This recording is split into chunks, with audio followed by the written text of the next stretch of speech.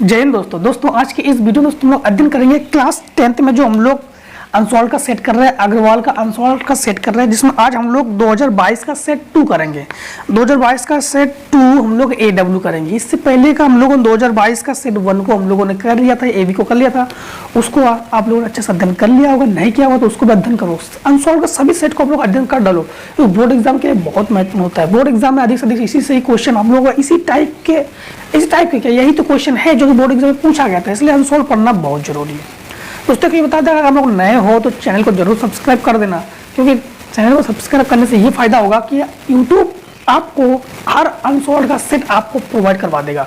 इसलिए जो आपका चैनल है ये आप ही का चैनल है, सब्सक्राइब जरूर कर देना। एक चीज दोस्तों आप लोग ध्यान रखना कि कोई भी सेट हो हल तो आप लोग जरूर करोगे, लेकिन आप लोग कोई भी अनसॉल्व से पढ़ रहे हो, अगर आपके पास राजीव है या HM है या यक्स है या कोई भी अनसॉल्व हो, कोई दिक्कत नहीं। आप लोग सेट 1 2 3 मत देखिए, सेट AW को देखिए, आपको प्रोवाइड हो जाएगा। आप ध्यान देना। क्वेश्चन नंबर पहला आपसे क्या कह रहा है अनसॉल्व का। आपको अनसॉल्व हल करने का तरीका तो पता ही है। आप लोग कैसे हल करोगे? जैसे हल करोगे कि उत्तर बोर्ड एग्जाम में बताया था हमने, एक का समय की बचत करना में, इसमें लिखा है 156 का अभाज्य गुणनखंड है, तो 156 का अभाज्य गुणनखंड ऐसे करोगे, 2 से काटोगे, 2 सत्ते 14 बचा 1 2 अट्ठे 16, फिर 2 तिया 6 बचा 1 2 नीम 18, फिर 3 से काटोगे, 3 एकम 3 3 13 39, फिर 13 एकम 13, तो 2 की घात 2 बन गया, तो 2 की घात 2 क्योंकि एक बार 2 बार इंटू 3 इंटू 13। तो कौन सा ऑप्शन सही है आपका? ऑप्शन नंबर सही है दूसरा, ऑप्शन दूसरा। तो बोर्ड एग्जाम में ऐसे दूसरा भी लिखोगे आप लोग, ठीक है। और इस प्रकार को इसको ब्रैकेट के अंदर बंद भी करोगे और लास्ट में चाहो तो आंसर भी लिखोगे। एकदम सुंदर काफी बनानी है आपको। क्वेश्चन नंबर 1 का खा देखो, तो लिखोगे उत्तर 1 का खा। हालांकि हम लोगों ने इसको ब्लैक मार्कर से हल कर दिया, आप लोग ब्लू मार्क मतलब ब्लू पेन से हल करोगे। जैसे उत्तर 1 का खा ब्लू से ही आपको सॉल्व कर देते हैं। जैसे सेक थीटा बराबर 2, तो थीटा का मान ज्ञात कीजिए, तो सेक थीटा बराबर 2।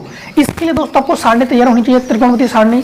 तो सेक थीटा बराबर 2, ये जानते हो सेक 60 का मान है, तो ये सेक 60 का मान है, सेक से सेक कैंसिल, तो थीटा बराबर 60 हो जाएगा। कौन सा ऑप्शन आपका सही है? ऑप्शन नंबर आपका तीसरा सही है। तो इस प्रकार से तीसरा करोगे, और इस प्रकार से इसको अगर रेक्टेंगल ब्रैकेट में बंद करोगे ना, तो चौकोर ब्रैकेट में जब बंद करोगे तो इसको ब्लैक पेन से बंद करोगे। फिर आप लोग इसी क्रम में करोगे उत्तर 1 का गा। उत्तर 1 का गा में आपसे क्या कह रहा है? यदि द्विघात समीकरण 3x स्क्वायर, द्विघात समीकरण 3x square minus 12x plus यम बराबर 0 के मूल बराबर है, तो यम का मान ज्ञात कीजिए। जब भी मूल की बात की जाए ना तो विविधकर ही लगाओगे, विविधकर के लिए तुलना करोगे आप लोग। तो देखो इसे कहेंगे हम लोग A, इसे कहेंगे B और इसे कहेंगे C। यानी हम लोग कहेंगे A बराबर हमारे पास क्या है? 3 है, B बराबर माइनस 12 है और C बराबर हमारे पास यम है। अब विविधकर का फार्मूला लगा देंगे। विविधकर का फार्मूला क्या होता है? विविधकर होता है जब भी मूल बराबर हो, तो b स्क्वायर माइनस 4ac बराबर 0। 0 तब लेते हैं जब मूल बराबर हो, ठीक। b के जगह लिखेंगे माइनस 12 का स्क्वायर माइनस 4, a के जगह लिखेंगे हम लोग 3 और c के जगह लिखेंगे m बराबर 0। 12 का वर्ग होता है 144 और माइनस का प्लस हो जाता है 4 तिया 12 m बराबर 0। इसको उधर 75 करो तो माइनस 12 m बराबर 0 नहीं माइनस 144, 12 144, 12 का भाग 144 में लगाओ और माइनस से माइनस कैंसिल, तो यम बराबर आपके पास कितना आ गया? 12। कौन सा ऑप्शन सही जा रहा है आपका? देखो जरा, चौथा।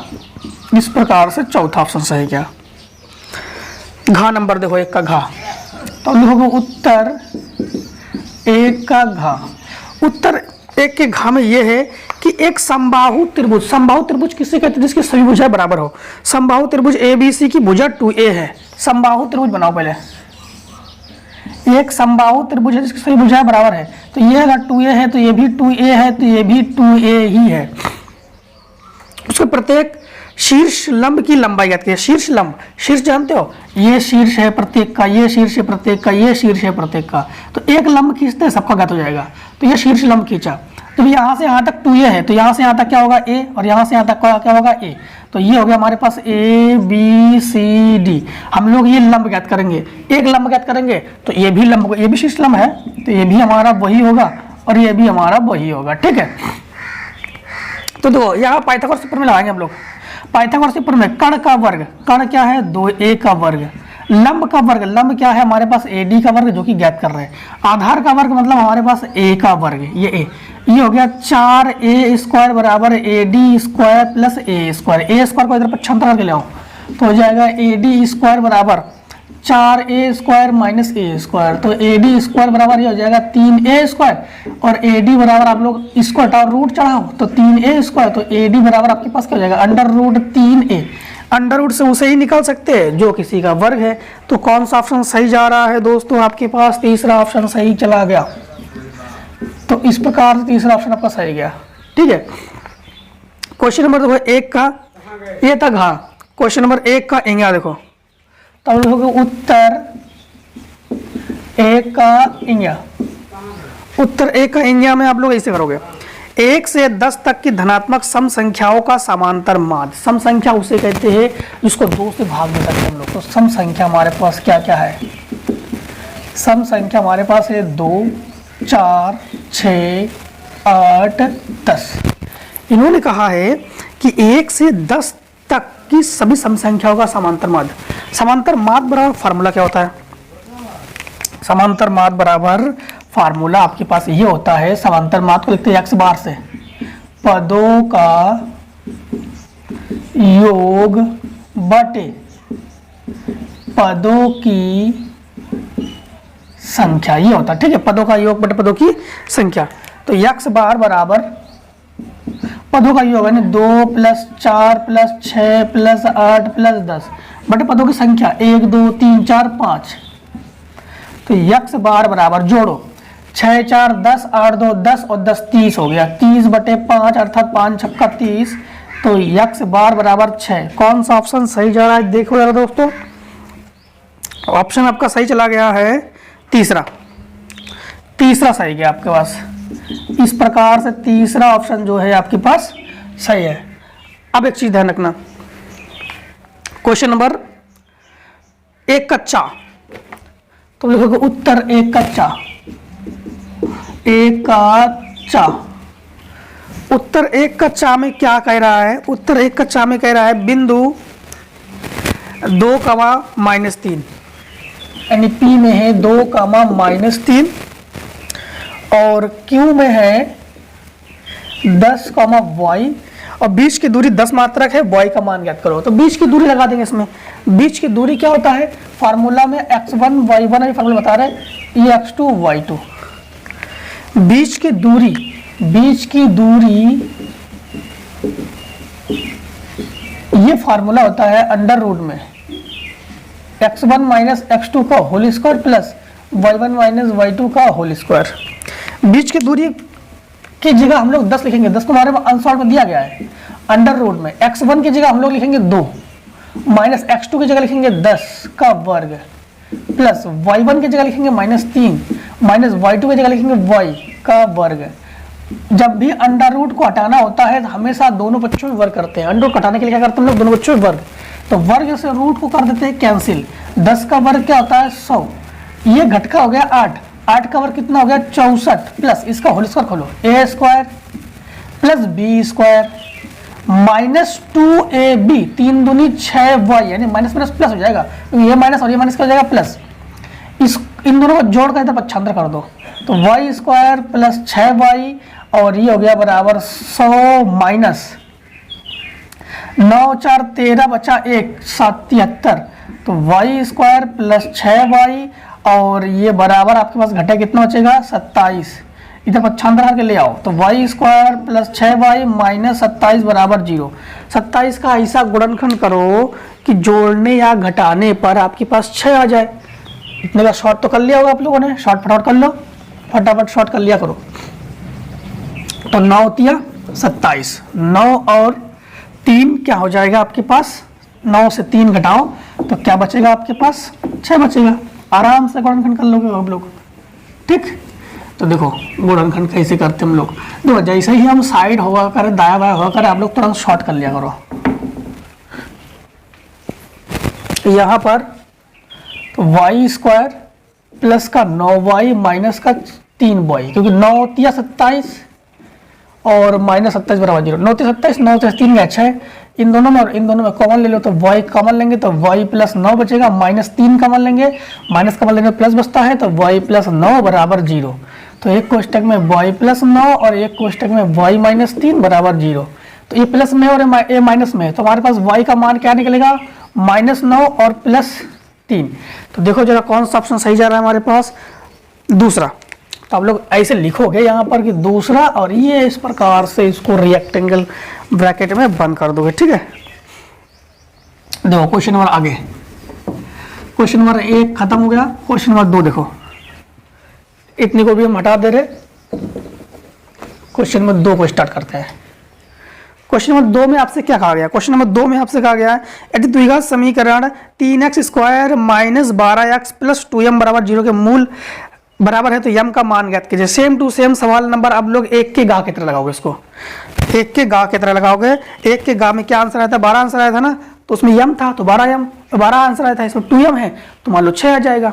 तो ये आप लोग same to same question number 1 के गा की तरह करोगे। क्वेश्चन नंबर 2 का खा देखो, तो हम लिखेंगे उत्तर 2 का खा।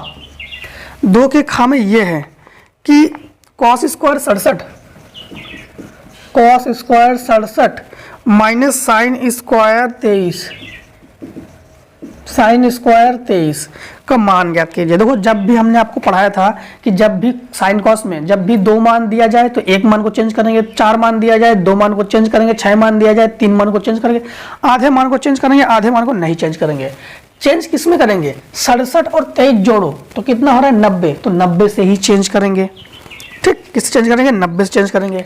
तो हम लोग इसको चेंज कर रहे हैं, इसको चेंज करें, चलो तो ये जो है cos square 67 minus sine square, इसको लिख सकते हैं हम लोग 90 माइनस 67, और साइन 90 माइनस 67 क्या हो जाएगा, साइन 90 माइनस 67 साइन स्क्वायर 23 हो जाएगा।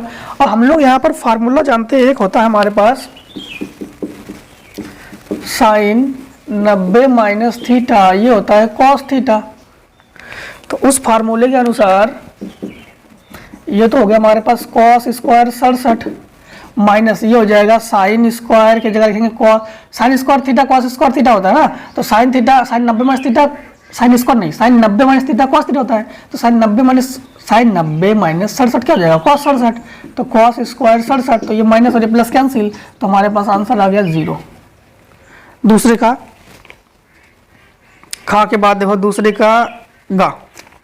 दूसरे गा में हमसे ये कह रहा है एग्जाम में हमेशा आप लोग क्वेश्चन को आसानी से पढ़ कर करोगे, ये नहीं कि तुरंत स्टार्टिंग कर दो, थोड़ा पढ़ना क्या कह रहा है। एक त्रिभुज के आधार की लंबाई 14 सेंटीमीटर, ऊंचाई 7 सेंटीमीटर, त्रिभुज का क्षेत्रफल ज्ञात कीजिए। तो आधार हमारे पास क्या है, आधार है 14 सेंटीमीटर, इसके बाद ऊंचाई, तो ऊंचाई हमारे पास क्या है, ऊंचाई है 7 सेंटीमीटर। त्रिभुज का क्षेत्रफल हमसे पूछ रहा है, त्रिभुज का क्षेत्रफल क्या होता है, त्रिभुज का क्षेत्रफल ये होता है 1/2 इंटू लंब इंटू आधार। ठीक, तो एक इसको क्षेत्रफल को ए से लिख रहे हैं, ए बराबर 1/2, लंब हमारे पास 7 है, लंब का मतलब ऊंचाई, आधार हमारे पास क्या है 14 है, 2 7 14, अर्थात हम लोग कहेंगे ए बराबर 7 7 49। क्षेत्रफल का मात्रा हमेशा वर्ग में होता है, तो वर्ग सेंटीमीटर क्या हो जाएगा, वर्ग सेंटीमीटर। ठीक, दूसरे का गा हो गया।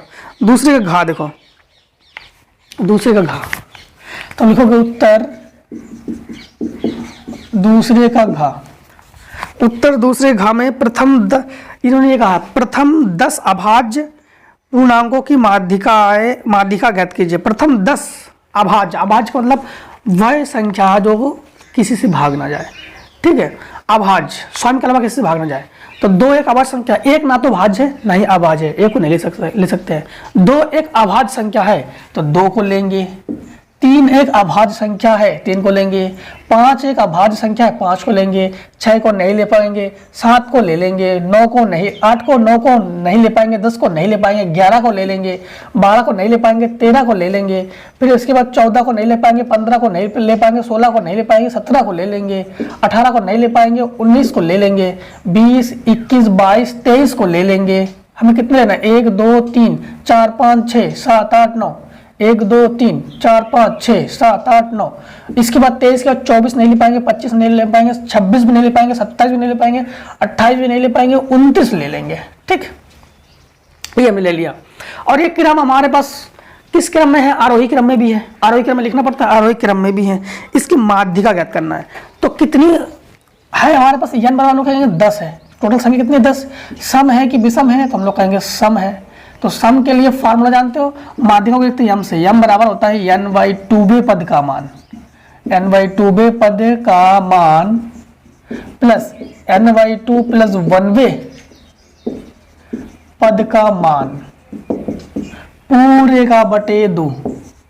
अब समझना, m तुमसे पूछ रहा है, n का मान है 10, 10/2 पद प्लस ये हो गया 10/2 पद बटे 2। ये कटा तो 5, ये कटा तो 5, तो हम लोग कहेंगे m बराबर 5वां पद प्लस 5 और 1 6, छठा पद बटे 2। तो m बराबर 5वां पद क्या है? पीछे से गिनो, 1, 2, 3, 4, 5, तो 13। छठा पद क्या है? 11 बटे 2। 11 और 13 कितना हो गया? 24 बटे 2, कट कर कितना हो गया? 12। तो हम लोग कहेंगे m का मान हमारे पास कितना आ गया? 12। तो m का मान जो है हमारे पास कितना आ गया? 12। अब देखो सवाल नंबर तीसरे का में 26 और 91 का अभाज्य गुणनखंड विधि द्वारा HCF और LCM ज्ञात कीजिए। तो उत्तर आप लोग क्या लिखोगे? उत्तर लिखोगे आप लोग तीसरे का। उससे पहले शॉर्ट कर लो फटाफट, तो इतनों को हम हटा देते हैं। देखो इतने को हटा दे रहे हैं,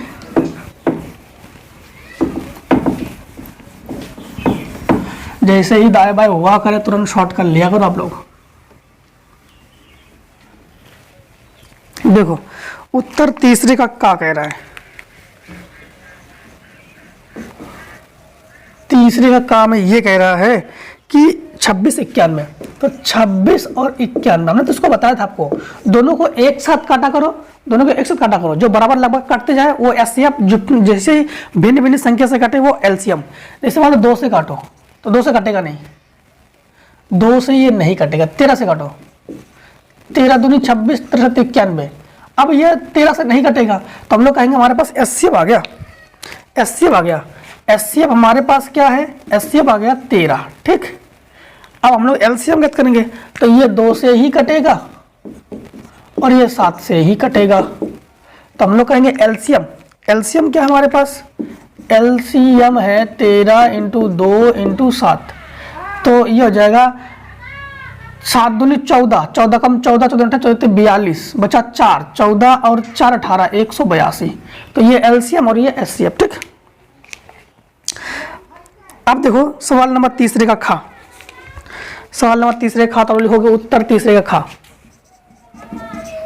उत्तर तीसरे का 4x प्लस py प्लस 8 बराबर 0, 2x प्लस 2y प्लस 2 बराबर 0। इन्होंने कहा अद्वितीय हल है। क्या कहा उन्होंने? अद्वितीय हल। सबसे पहले तो हम लोग इसको A1 कहते हैं, इसको B1 कहते हैं, इसको C1, इसको A2, इसको B2, इसको C2। अद्वितीय हल होने पर, तो अद्वितीय हल का फॉर्मूला क्या होता है? अद्वितीय हल ये होता है A1 बटे A2 is not equals to B1 बटे B2। ये होता है अद्वितीय हल के लिए प्रतिबंध। तो A1 बटे A2 4 बटे 2, ये हो जाएगा 4 बटे 2 is not equals to P बटे 2, P बटे 2। तो यह 2 दूनी 4, तो होगा 2 is not equals to P बटे 2, ये बटे में गुणन पहुंच जाएगा, तो P is not equals to 4। तो हम लोग कहेंगे P बराबर यानी P नॉट इक्वल टू 4, तो 4 के अतिरिक्त सभी p का मान है, हो सकता है p का मान हो सकता है नहीं, संभावना है हो सकता है। p बराबर 4 नहीं होना चाहिए, 4 के अलावा कुछ भी हो सकता है, p का मान 4 के अलावा कुछ भी हो सकता है क्योंकि p बराबर 4 नॉट इक्वल्स टू में है। दो तीसरे का गा नंबर, तो आप लोग लिखोगे उत्तर तीसरे का गा, उत्तर तीसरे का गा। उत्तर तीसरे गा में हमसे ये कह रहा है कि चित्र में AD लंब है BC पर। चलो चित्र बनाते सबसे पहले। चित्र इस प्रकार से और इस प्रकार से इन्होंने कहा है, दिया है हमारे पास AD लंब है BC पर, तो है हाँ। तो A ये हो गया A, ये C, ये B, यहां से एक लंब डाला इस प्रकार से, इसका नाम दे दिया B। ठीक है, इन्होंने कहा AD लंब है BC पर और सिद्ध कीजिए। तो हमें सिद्ध करना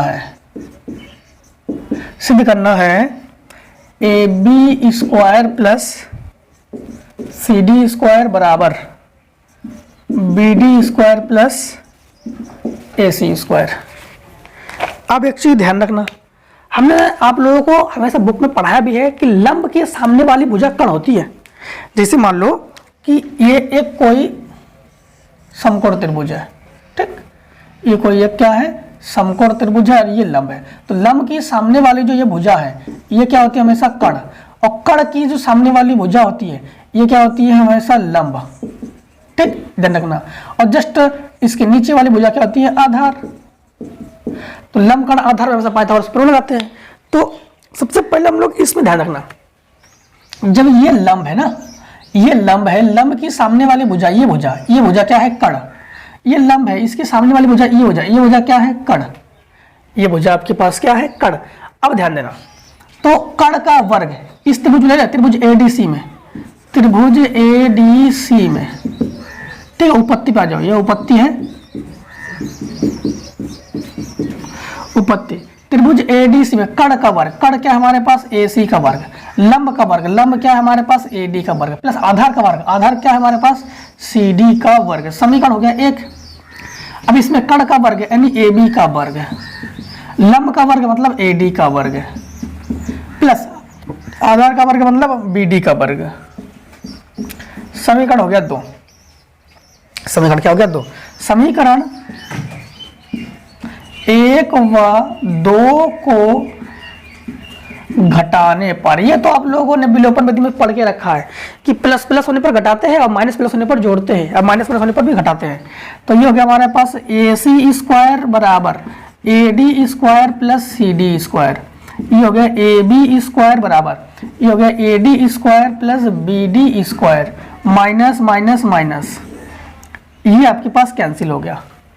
आपके पास बचा क्या AC square minus AC square minus AB square बराबर, यहां बचा CD square minus BD square, ये माइनस में है, इसको इधर पक्षांतर करके ले आओ, ये माइनस में, इसको इधर पक्षांतर करके ले जाओ, तो हो जाएगा AC square plus BD square बराबर CD square plus AB square. हमें प्रूफ क्या करना था AB प्लस CD, चलो इसको इधर लिखो, लिख सकते हैं ना लोग, तो AB square plus CD square बराबर, इसको इधर लिखो, इसको इधर लिखो, मतलब हमारे पास हो जाएगा BD square plus AC square. और यही दोस्तों हमें प्रूफ करना था, तो इसको आप लोग रेक्टेंगल ब्रैकेट में बंद कर दो और लिख दो आसानी से इति सिद्धम, ठीक, यही सिद्ध करना था। सवाल नंबर आगे देखो, सवाल नंबर आगे कौन सा आपका सवाल तीसरे का घा। तीसरे घा में आपसे ये कह रहा है, तीसरे घा में कह रहा है कि एक घन का आयतन 1331 घन सेंटीमीटर है, इसका संपूर्ण पृष्ठ ज्ञात कीजिए। चलो इसको बताते हैं। सबसे पहले इतने का शॉर्ट कर लो फटाफट, इतने का शॉर्ट कर लो आप लोग। देखो फिर आगे क्वेश्चन करते हैं हम लोग।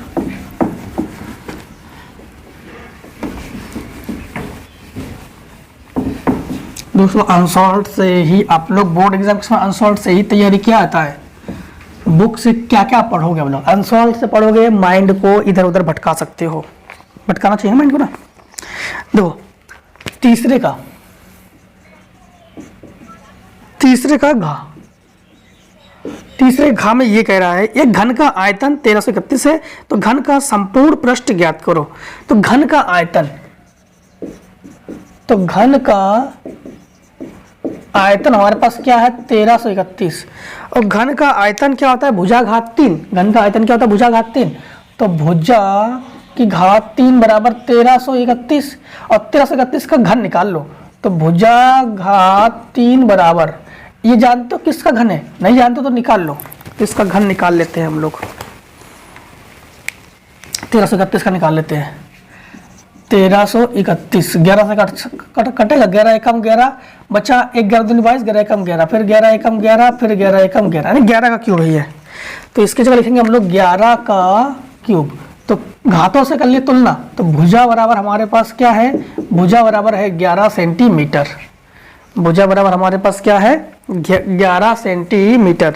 अब हमसे पूछा है इसका संपूर्ण पृष्ठ ज्ञात करो। तो घन का संपूर्ण पृष्ठ क्या होता है जानते हो लोग?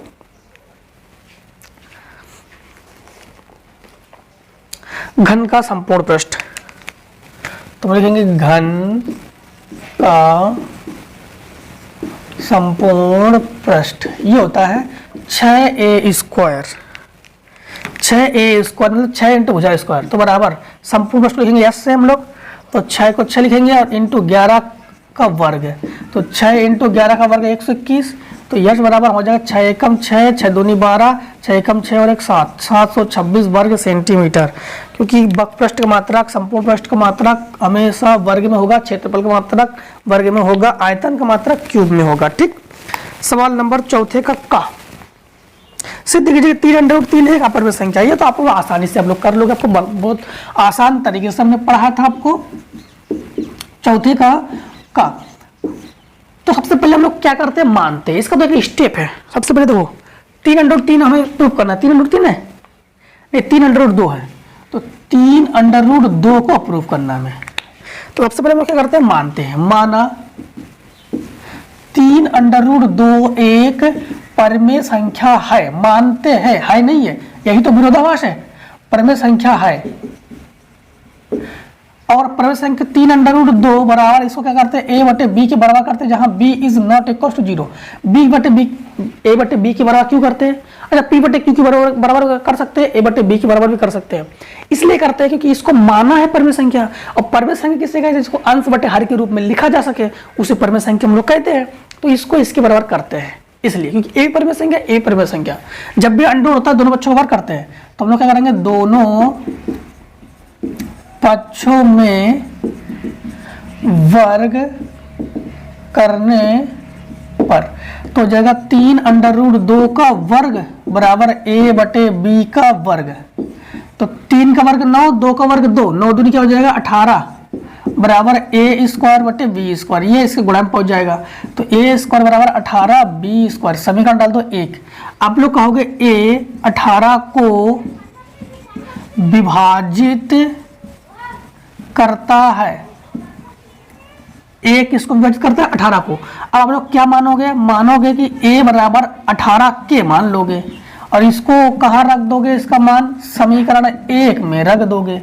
तो a स्क्वायर बराबर a स्क्वायर और 18 को 18 और नहीं, यहाँ पर a स्क्वायर की जगह लिखोगे 18 के का स्क्वायर बराबर हो जाएगा 18 b स्क्वायर। क्या हो जाएगा 18 b स्क्वायर।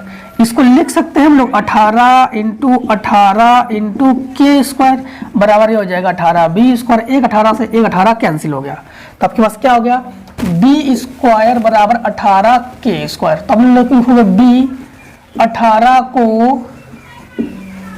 विभाजित करता है, यानी a ने भी 18 को विभाजित किया, b ने भी 18 को विभाजित किया, दोनों ने सेम विभाजित किया। तो हम लोग कहेंगे अतः दंडना यह हमारी विरोधाभास त्रुटिपूर्ण के कारण सिद्ध हुआ है। सिद्ध हुआ है, अतः 3√2 एक अपर में संख्या है। ये एक अपर में संख्या है, ठीक। तो तुम्हारा विरोधाभास त्रुटिपूर्ण के कारण ही ये सिद्ध हो गया। आगे देखो चौथे खा, tan a बराबर cot b, तो सिद्ध करना है a प्लस बी बराबर 90। चौथे का खा, तो उत्तर लिखेंगे हम लोग, उत्तर चौथे का खा। इसमें हमारे पास दिया गया tan a बराबर cot b, tan a बराबर cot b, और a प्लस बी बराबर हमें प्रूफ करना है 90। a प्लस बी बराबर हमें क्या प्रूफ करना है, 90। तो देखो हम लोग जानते हैं कि tan 90 माइनस थीटा ये होता है cot थीटा, ये फार्मूला हम लोग जानते हैं। इस फार्मूले के अनुसार tan a को तो tan a लिखेंगे, इसको लिख सकते हैं tan 90 माइनस बी, tan से tan cancel, tan 90 minus B cot b, तो a बराबर हो जाएगा 90 माइनस बी, माइनस का इधर पक्षांतर कर दो, तो a प्लस बी बराबर 90। आ गया आंसर, आ गया आंसर। सवाल नंबर आगे देखो, उससे पहले फटाफट इतने का शॉर्ट कर लो, अब लोग फटाफट शॉर्ट कर लो। देखो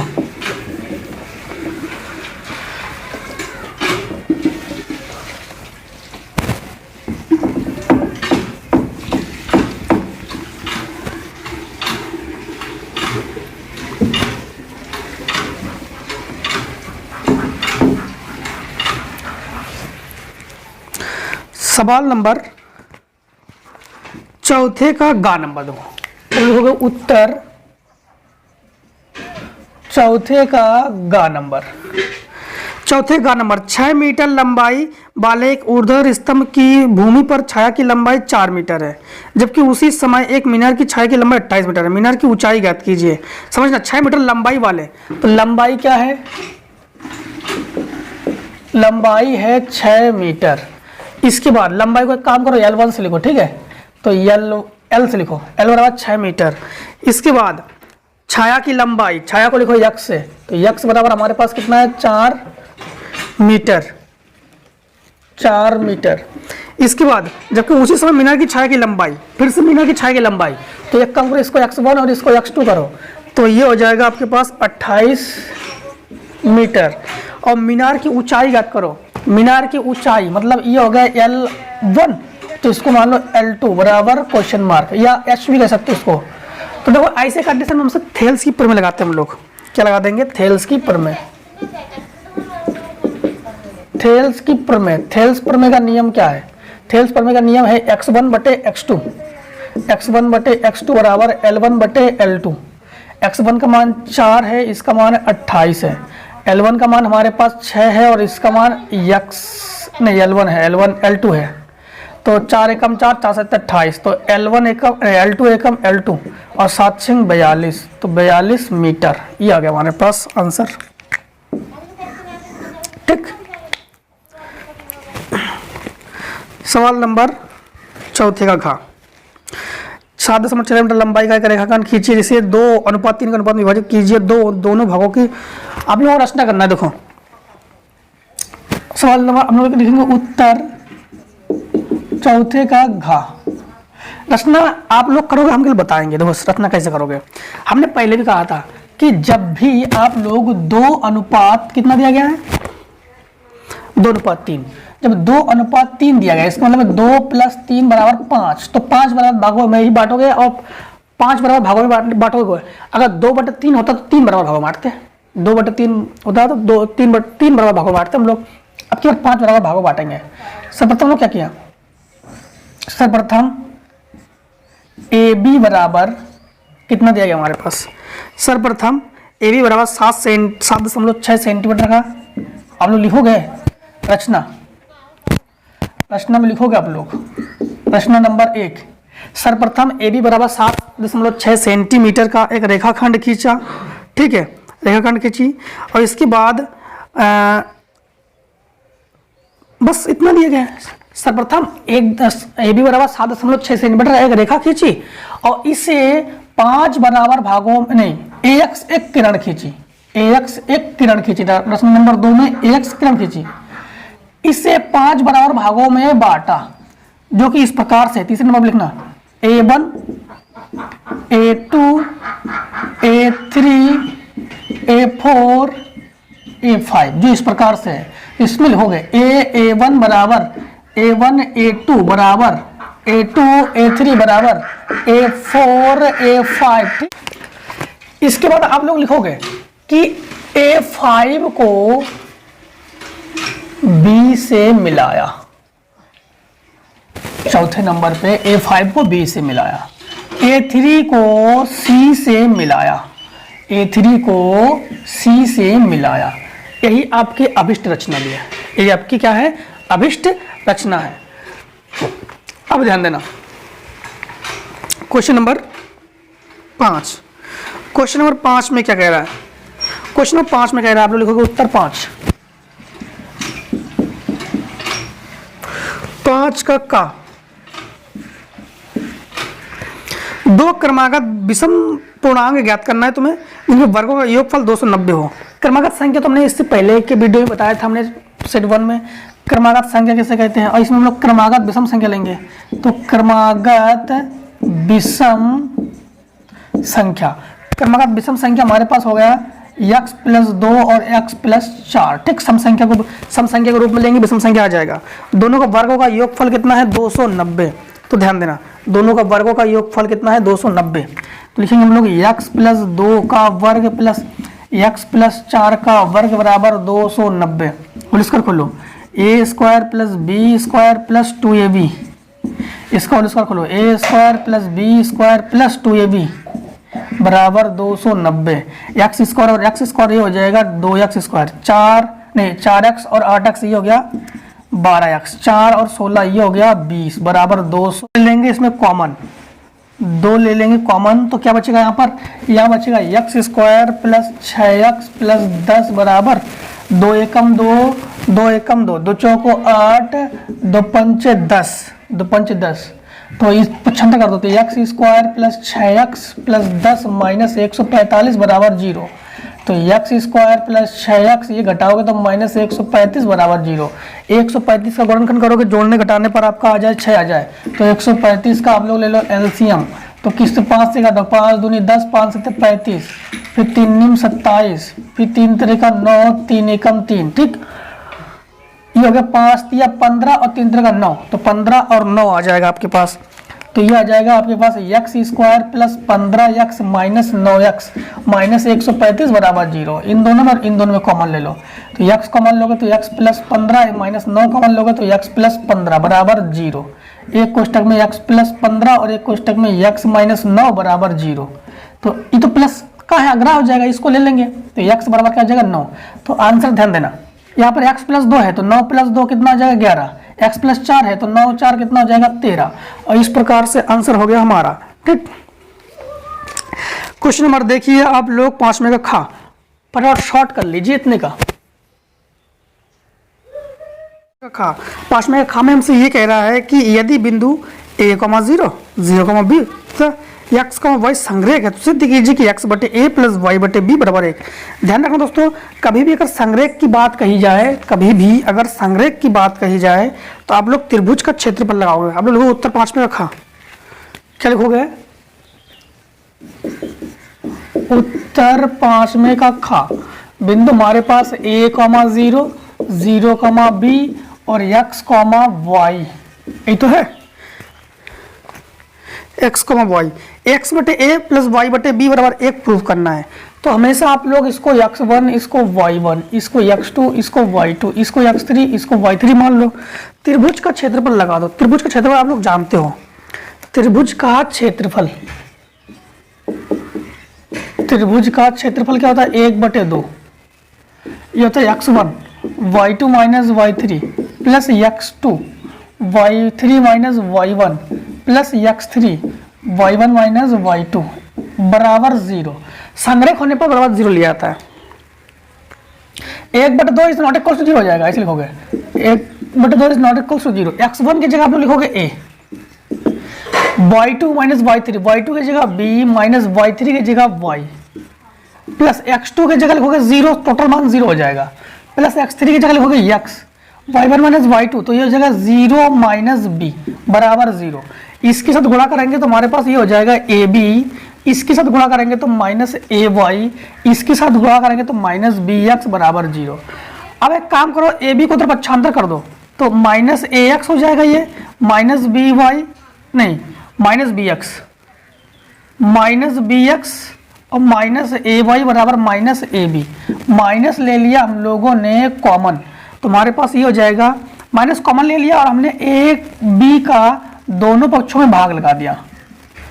ए बी का हमने क्या किया, दोनों पक्षों में भाग लगा दिया, तो ये हो जाएगा प्लस का बी एक्स बटे ए बी, ये हो जाएगा प्लस का ए वाई बटे ए बी, ये हो जाएगा प्लस का ए बी बटे ए बी। ये तो कट कर हो गया, एक ए से ए कैंसिल, बी से बी कैंसिल, हमारे पास क्या बचा एक्स बटे ए प्लस वाई बटे बी बराबर 1। यही दोस्तों आप लोग देख सकते हो, यही जो है हमें प्रूफ करना था। उत्तर पांचवें खा हो गया। उत्तर पांचवें का गा देखो, तो देखोगे उत्तर पांचवें का गा, पांचवें का गा में आपसे क्या कह रहा है, एक लंबवर्ती शंकु की तिर्यक ऊंचाई 13 सेंटीमीटर है। तिर्यक ऊंचाई को यल से लिखते हैं हम लोग, तो यल बराबर 13 सेंटीमीटर, ठीक है। इसके बाद संपूर्ण पृष्ठ 90 पाई वर्ग सेंटीमीटर है, इसकी आधार की त्रिज्या ज्ञात कीजिए। संपूर्ण पृष्ठ तो हम लिखेंगे शंकु का संपूर्ण पृष्ठ, संपूर्ण पृष्ठ हमारे पास है 90 पाई वर्ग सेंटीमीटर, 90 पाई वर्ग सेंटीमीटर। हमसे पूछ रहा है आधार की त्रिज्या, आर बराबर क्वेश्चन मार्क, और इसके बाद बस आधार की त्रिज्या ही पूछ रहा है, आर ही पूछ रहा है हमसे। तो ध्यान रखना त्रिज्या कुछ हमारे पास दिया है। शंकु का संपूर्ण पृष्ठ क्या होता है आपको बता दे, शंकु का संपूर्ण पृष्ठ ये होता है पाई आर कोष्टक में यल प्लस आर बराबर आपके पास क्या दिया गया है, ये 90 दिया गया है पाई, ठीक। पाई से पाई कैंसिल हो गया, ये जो आर है, आर की जगह आप लोग आर लिखोगे, यल की जगह आप लोग 13 लिखोगे, प्लस आर की जगह आर लिखोगे बराबर 90 लिखोगे। इसका अंदर गुणा कर लो, तो 13 आर प्लस आर स्क्वायर बराबर 90, इसको तो पक्षांतर कर ले आओ, तो R square plus 13 R minus 90 बराबर 0। 90 का ऐसा गुणनखंड करोगे जोड़ने घटाने पर 13 आ जाए, तो आप लोग 90 का गुणनखंड करोगे, 2 से काटो 45, 3 से काटो 15, फिर 3 से काटो 5, फिर 5, ये हो जाएगा 3 दूनी 6 और 5 ते 15, 15 6 का 90, 15 से 6 गया, यानी 15 से 6 गया, 9 बचेगा, नहीं बचेगा। 13 लाना है, हमें कितना लाना है, 13 लाना है। अब ध्यान देना, तो हम लोग ऐसे करते हैं, 3 दूनी 6 और 6 × 18 और 18 × 5 = 90, 18 से 5 गया 13, सही है। तो हम लोग लिखेंगे R square plus 18 R minus 5 R minus 90 बराबर 0। इन दोनों में कॉमन लेंगे, इन दोनों में हमारे पास r कॉमन हो गया, तो बचा क्या r प्लस 18, इन दोनों में माइनस 5 कॉमन हो गया, तो बचा क्या r प्लस 18 बराबर 0। तो एक कोष्टक में r प्लस 18 और एक कोष्टक में r माइनस 5 बराबर 0।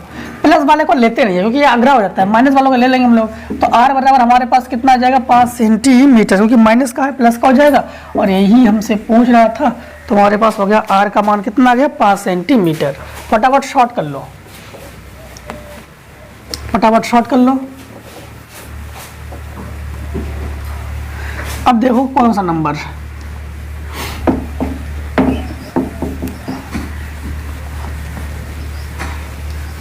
सवाल नंबर आपका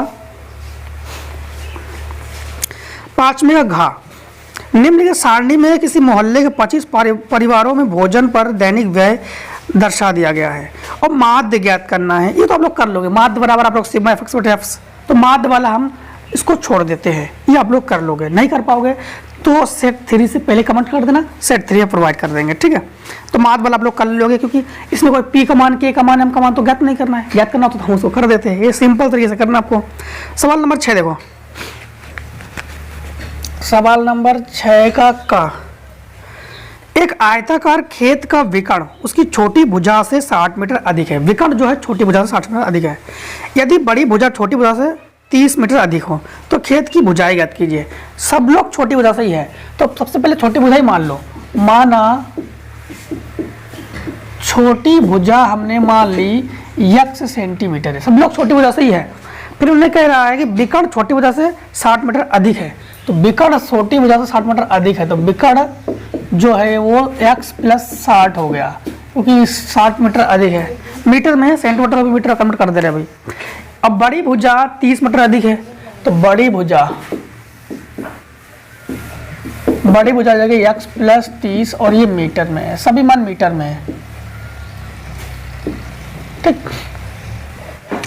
आयत किसे कहते हैं? जिसके आमने सामने की भुजा बराबर हो, प्रत्येक कोण 90 अंश का हो, और इसे कहते हैं विकर्ण।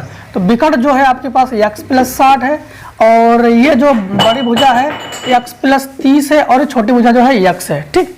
इसमें पाइथागोरस की प्रमेय लगा दो। क्या लगा दोगे? पाइथागोरस की प्रमेय।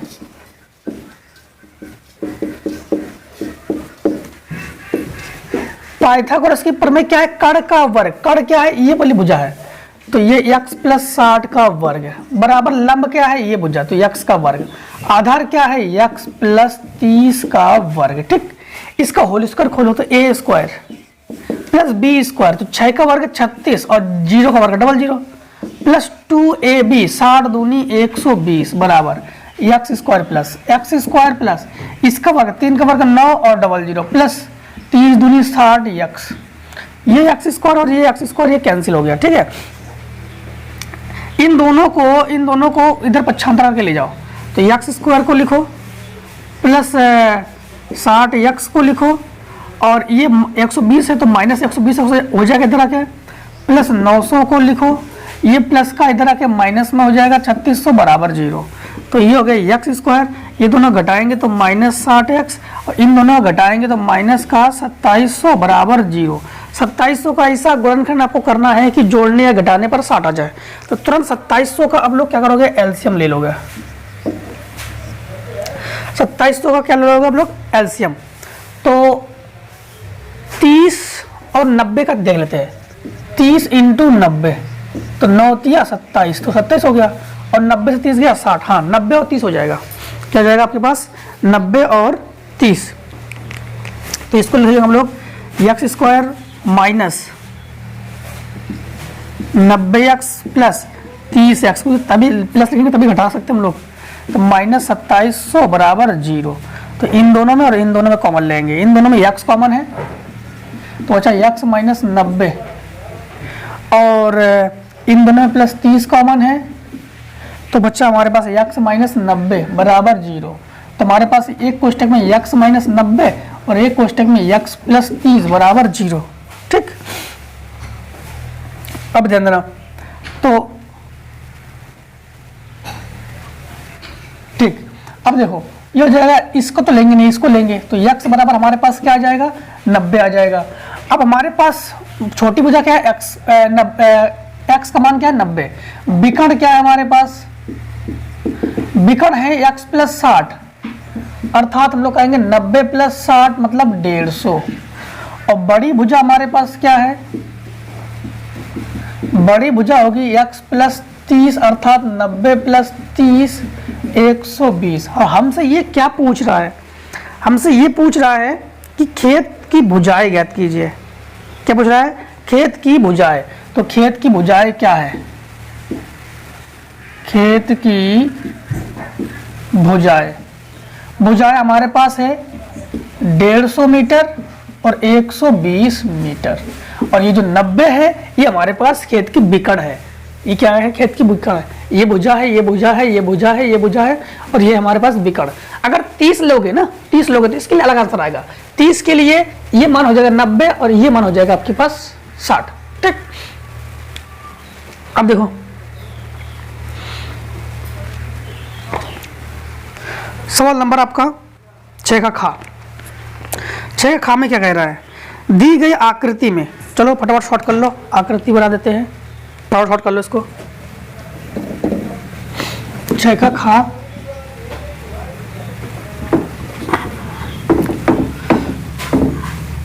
6 के खा में क्या कह रहा है आपसे,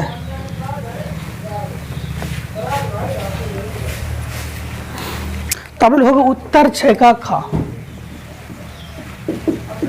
उत्तर 6 का खा। उत्तर 6 के खा में आप लोग लिखोगे कि दी गई आकृति में ए बी सी 14 सेंटीमीटर त्रिज्या वाले, 14 सेंटीमीटर त्रिज्या वाले, पहले आकृति आपको दिखा देते हैं। इस प्रकार से एक त्रिभुज है, ये एक अर्ध यानी त्रिज्यखंड हो गया, और त्रिज्यखंड से ऊपर से फिर से एक अर्धवृत्त बना दिया इन्होंने। अर्धवृत्त को इन्होंने छायांकित कर दिया, ये छायांकित कर दिया। ये 14 सेंटीमीटर त्रिज्या का है, यानी त्रिज्या जो है 14 सेंटीमीटर है।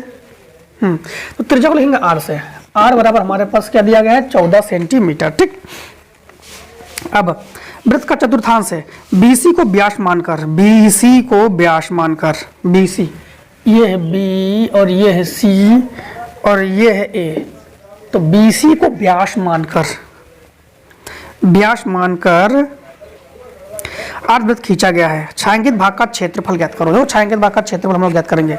सबसे पहले हम लोग, ये अर्धवृत्त है ना, एक अर्धवृत्त, तो इसकी त्रिज्या चाहिए हमें, तो त्रिज्या यहाँ से यहाँ तक भुजा, तो ये इस त्रिभुज में ये क्या है हमारे पास, कर्ण है, तो पाइथागोरस पर में लगा दो, पाइथागोरस की प्रमेय से कर्ण का वर्ग मतलब BC का वर्ग, लंब का वर्ग मतलब 14 का वर्ग, आधार B है हमारे पास 14 का वर्ग, तो BC का वर्ग ये हो गया, 14 का वर्ग ले लिया कॉमन तो बचा 1 + 1। ठीक, तो हमारे पास BC का वर्ग बराबर होगा 14 का वर्ग इंटू 1 और 1 2, तो BC बराबर अंडर रूट में 14 का वर्ग इंटू 2, क्योंकि इसको डायंगे रूट चढ़ाएंगे, रूट से वही निकल सकता है जो किसी का वर्ग है, तो BC बराबर हो जाएगा 14 इंटू अंडर रूट 2। अब हम लोग यहाँ मान लो O, तो हमें OB चाहिए, तो OB बराबर इसका आधा 7 यानी 7 अंडर रूट 2, तो ये आ गया 7 अंडर रूट 2 यानी अर्धवृत्त की त्रिज्या है। ये क्या है, ये आपके पास अर्धवृत्त की त्रिज्या, तो अर्धवृत्त की त्रिज्या क्या है 7 अंडर रूट 2। अब छायांकित भाग का जो क्षेत्रफल ज्ञात करोगे ना, तो आप लोग देखो एक आपके पास ये क्या है, ये एक अर्धवृत्त है, ये जो है एक अर्धवृत्त है। अर्धवृत्त में से आप लोग अगर इतना हिस्सा घटा देते हो, इतना हिस्सा घटा देते हो, तो आपके पास क्या बचेगा, छायांकित भाग का क्षेत्रफल। तो सबसे पहले अर्धवृत्त का क्षेत्रफल निकालो, अर्धवृत्त का क्षेत्रफल, अर्धवृत्त का क्षेत्रफल ये होता है πr²/2। ठीक, पाई का मान आपके पास क्या हो जाएगा 22/7, आर का मान आपके पास क्या है अर्धवृत्त में 7 अंडर रूट 2, तो 7 under root 2 into 7 under root 2/2, कौन सा 2, ये 2, आपके पास 7 से 7 कैंसिल, अब ये हो जाएगा, ये दोनों मिलकर हो जाएगा 2, 2 से 2 कैंसिल, तो आपके पास क्या बचा 22 सेंटीमीटर। ठीक है, वर्ग में, तो 22 वर्ग सेंटीमीटर अर्धवृत्त का क्षेत्रफल। अब आप लोग एक चीज देख सकते हो, ये त्रिज्यखंड है, तो त्रिज्यखंड का क्षेत्रफल निकाल लो। त्रिज्यखंड का क्षेत्रफल ये होता है थीटा बटे, त्रिज्यखंड तो है थीटा बटे 360 πr²। थीटा का मतलब 90 लोगे, क्योंकि चतुर्थांश है, चतुर्थांश का मतलब होता है 1/4, 1/4 का मतलब होता है 90, क्योंकि कैसे देखो 90/360 इंटू पाई का मान 22/7। आर का मान क्या है, आर का मान हमारे पास है, अब एक चीज ध्यान देना, त्रिज्यखंड वाले में आर 14 है, तो 14 इंटू 14, तो ये हो गया 9 कम 9 9 चौका 36, तो 1/4 चतुर्थांश हो गया, ये हो गया 7 दूनी 14, और ये हो गया 2 दूनी 4, और ये हो गया 2 सत्ते 14, तो आपके पास हो गया 7 दूनी 14, असल लगा 1 7 दूनी 14 और 1 15, तो 154 वर्ग सेंटीमीटर, क्या आ गया 154 जो है ये वर्ग सेंटीमीटर। अब एक चीज ध्यान रखना, हम लोग क्या करेंगे कि त्रिज्यखंड से हम लोग यानी अर्धवृत्त से त्रिज्यखंड को घटा देंगे हम लोग, तो हम लोग करेंगे क्या लिखेंगे, छायांकित भाग का क्षेत्रफल, भाग का क्षेत्रफल 154 - 22 करेंगे, तो तो हमारे पास कितना बचेगा, यहाँ से 1 लेंगे, फिर से बस समझिए। अभी हमारे पास 154 माइनस 22, हमारे पास क्या बाकी है, अभी एक त्रिभुज बाकी है, अभी त्रिभुज बाकी है। त्रिभुज जुड़ा है किसमें, हमारे पास त्रिभुज जुड़ा है त्रिज खंड में। त्रिभुज किसमें जुड़ा है, त्रिज खंड में। अब देखिए त्रिभुज का क्षेत्रफल निकालो। त्रिभुज का क्षेत्रफल 1/2 लंब, लंब भी 14 है, आधार भी 14 है, तो 2 सत्ते 14, 14 सत्ते क्या हो गया 98, 14 सत्ते क्या हो गया 98, ये हो गया 728 बच्चा आपके पास कितना 2, 7 और 2 9। ठीक, अब यहाँ पर त्रिभुज का क्षेत्रफल हमारे पास कितना आ गया 98 आ गया।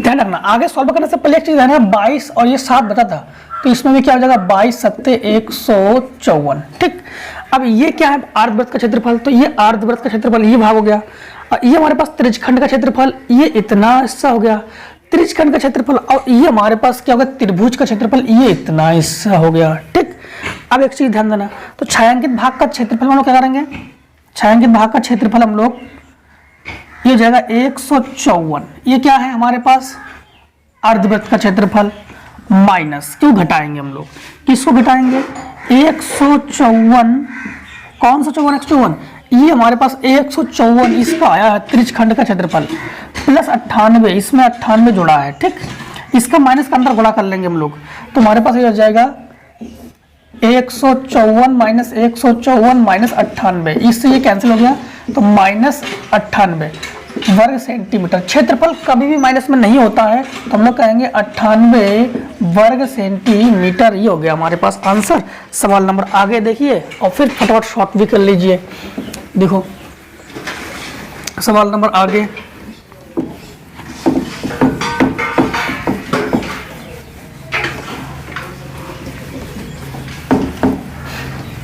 सवाल नंबर आपका सवाल नंबर 6 का गा, त्रिभुज BC जिसमें त्रिभुज ABC जिसमें BC में 6 सेंटीमीटर, ए बराबर 5 सेंटीमीटर और कोण AB बराबर 60 अंश हो, फिर एक त्रिभुज रचना कीजिए। ये तो रचना है, रचना आप लोग कर लोगे, रचना तो आप लोग कर लोगे। इसके बाद माध्यिका ज्ञात कीजिए, माध्यिका भी सिंपल तरीके से है, ये भी आप लोग कर लोगे। तो 6 का गा और घा ये तो आप लोग कर लोगे। 7 में का का, तो देखो 7 में का देखो, तो 7 में का तो हम लिखते हैं उत्तर 7 में का 7 में का में ये है, एक नाव पुल की ओर आ रही है, किसी क्षण पुल का उन्नयन कोण 30 अंश देखा गया है, नाव उसी चाल से 4 मिनट में चलने के बाद पुल का उन्नयन कोण 60 अंश हो गया है, नाव को पुल तक पहुंचने में कितना समय लगेगा। देखो एक नाव ये है कोई एक पुल, ठीक, और ये है इसमें नाव इस प्रकार से नाव आगे की ओर प्रवाहित हो रही है, आगे की ओर चल रहा है। ठीक है, नाव जो है आगे की ओर जा रही है इस प्रकार से इधर की ओर। तो जब देखा गया तो उस समय ये कोण 30 अंश का था, उन्नयन कोण जो है वो 30 अंश का था। यहाँ से यहाँ तक 4 मिनट समय लगा, और 4 मिनट के बाद वो देखा गया है कि उन्नयन कोण 60 अंश का हो गया। उन्नयन कोण कितने अंश का हो गया 60 अंश का हो गया। ठीक है, तो नाव को पुल तक पहुंचने में कितना समय लगेगा, यानी नाव को यहाँ से यहाँ तक जाने में, यहाँ से यहाँ तक जाने में कितना समय लगेगा। तो इसको नामकरण कर दो A B C और ये हो गया D। माना पुल की जो ऊंचाई है वो h मीटर और BD की जो दूरी है वो हमने मान लिया x मीटर, और इसमें कितना समय लगेगा वो हमसे पूछ रहा है। तो सबसे पहले जब हम लोग हल करेंगे तो सबसे पहले हम लोग त्रिभुज कौन सा ले लेंगे, ये 4 मिनट है तो इसकी दूरी हमने y मान ली, इसकी दूरी हमने क्या मान ली y। तो त्रिभुज ABD ले लो, त्रिभुज ABD में, त्रिभुज ABD में ABD का मतलब हो गया tan 60। देखो लंब बटे आधार tan 60, tan 60 का मतलब कहता है लंब बटे आधार यानी h बटे x। tan 60 का मान √3 बराबर h बटे x, ये पहुंच जाएगा यहाँ पर, तो हो जाएगा x बराबर h बटे √3, समीकरण डाल दो उसको 1। ठीक, अब हम लोग लिखा त्रिभुज ABC में, त्रिभुज ABC में टोटल मान, तो लंब बटे आधार, तो लंब बटे आधार tan का होता है, तो tan 30, लंब हमारे पास h, आधार हमारे पास x प्लस वाई, क्योंकि दोनों दूरी है ना x प्लस वाई हो गया। tan 30 का मान हमारे पास होता है 1 बटे √3, तो 1 बटे √3 बराबर h बटे x प्लस वाई, ये ऊपर और ये ऊपर, तो मतलब x प्लस वाई बराबर अंडर रूट 3h। तो x का मान आप लोग रख दो, h बटे अंडर रूट 3 है, तो h बटे अंडर रूट 3 प्लस y बराबर हमारे पास निकला अंडर रूट 3h।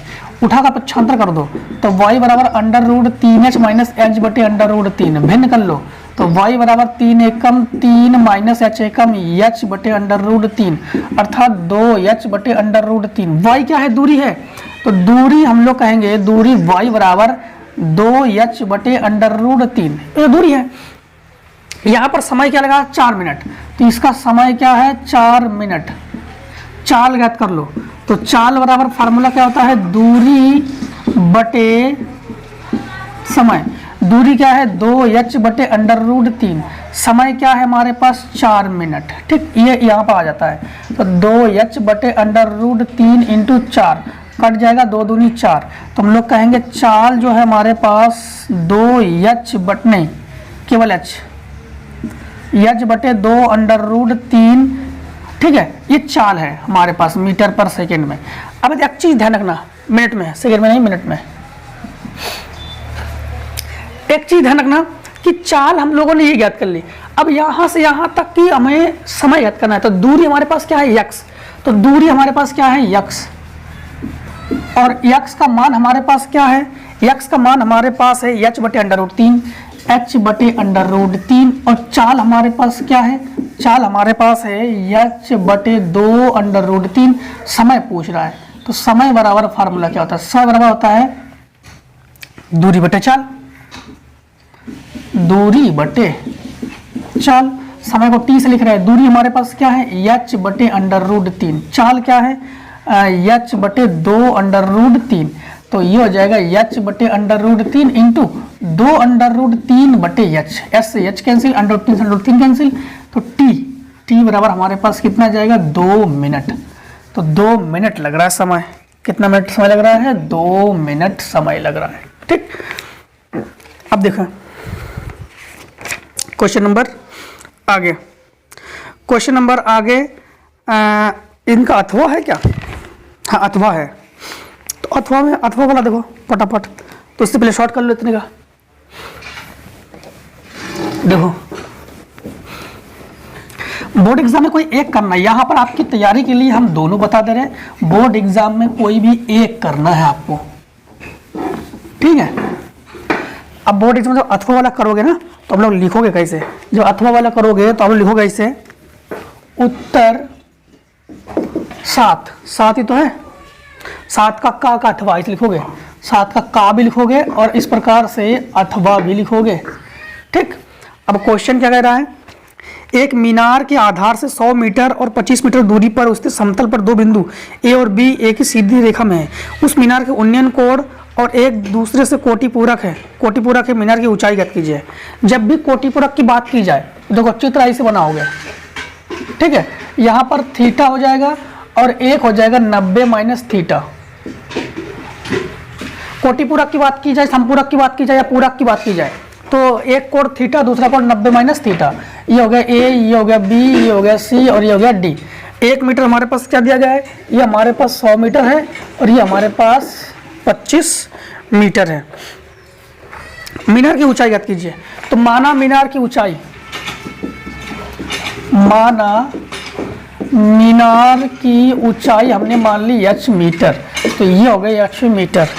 अब त्रिभुज ले लो, त्रिभुज ए बी डी में, त्रिभुज ए बी डी में लंब बटे आधार tan का होता है, तो tan थीटा बराबर नहीं, tan 90 minus theta, tan 90 minus theta लंब बटे आधार, तो h बटे 25। ठीक, तो ये tan 90 माइनस थीटा होता है cot थीटा, तो ये हो जाएगा h बटे 25। समीकरण हो गया 1।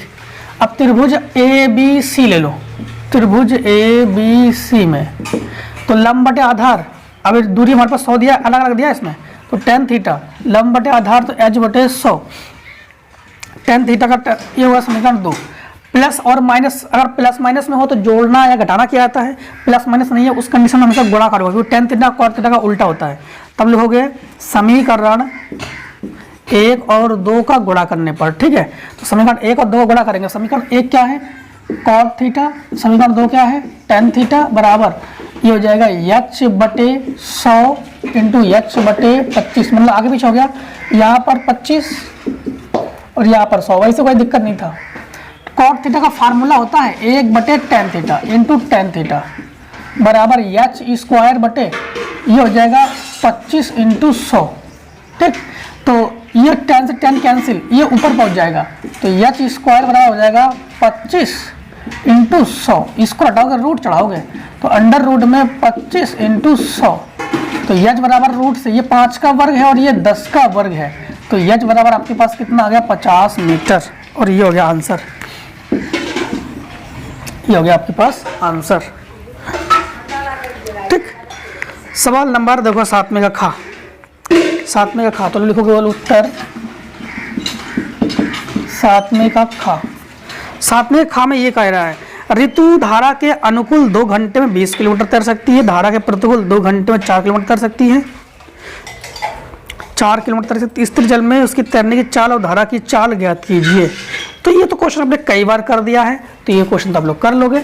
तो इसको तो सेट हमने 2018 में बता दिया, 18 को पढ़ लिया होगा हम लोगों ने, 21 में भी बताया, कई बार बताया हमने, तो ये तो आप लोग आसानी से कर लोगे ऋतु वाला, ठीक है। नहीं कर पाओगे कमेंट सेक्शन में आ जाइए, कमेंट कर दीजिए, और सेट सीरीज से आने पहले इसको प्रोवाइड कर देंगे। तो मिलते हैं दोस्तों नेक्स्ट वीडियो में, तब तक जय हिंद जय भारत। अब अपनी स्क्रीनशॉट ले लीजिए, तैयारी कीजिए, मज़े से नेक्स्ट वीडियो में आइए।